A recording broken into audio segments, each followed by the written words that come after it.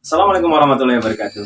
Selamat datang di channelnya Santri Voice. Teman-teman, kita tahu bahwasanya resiko yang dihadapi oleh para pengemban dakwah ideologi Islam pada saat ini bukan hanya sekedar argumentasi dan narasi dari kalangan orang-orang yang memang menentang sebuah nilai kebenaran.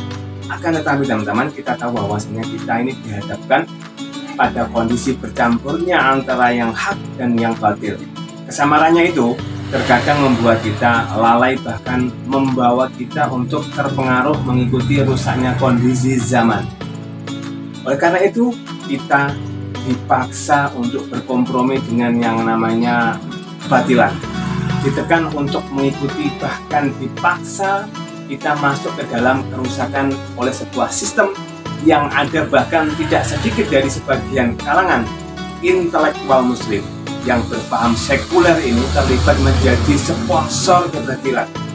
Sejatinya para pengemban ideologi Islam atau pengemban dakwah Islam ini pada umumnya kaum muslimin di seluruh dunia ini memiliki idealisme yang tidak pernah luntur dengan tuntutan zaman, yaitu tidak akan pernah mengorbankan nilai-nilai Islam dan tidak akan pernah berkompromi dengan yang namanya kebatilan itu tadi.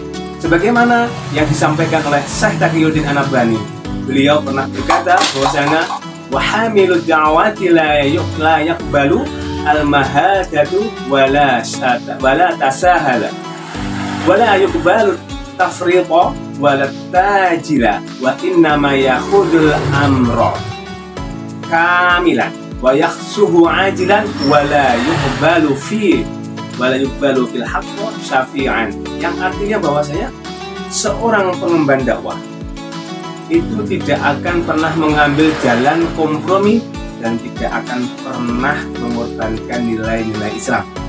Mereka tidak lalai dan tidak akan menunda-nunda segala hal yang menyangkut urusan dakwah, segera ia tuntaskan dengan sempurna sedini mungkin dan diselesaikan.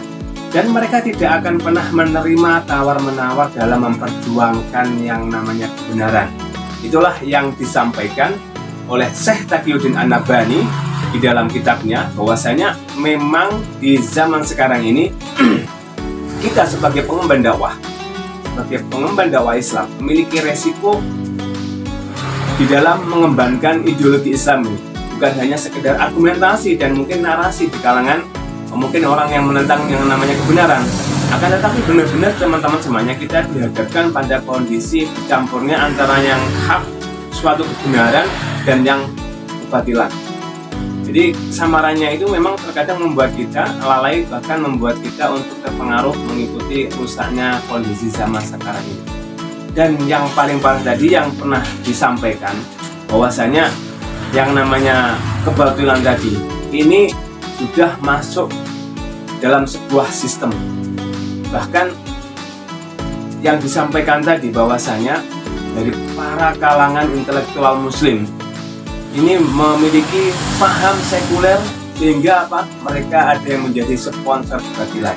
Nah, semoga ini menjadi tugas kita sebagai para pengemban dakwah Islam, pengemban dakwah ideologi Islam, bagaimana kita menerapkan sistem Islam ini secara kafah. Ya ayyuhalladzina amanu udkhulu fi silmi kafah.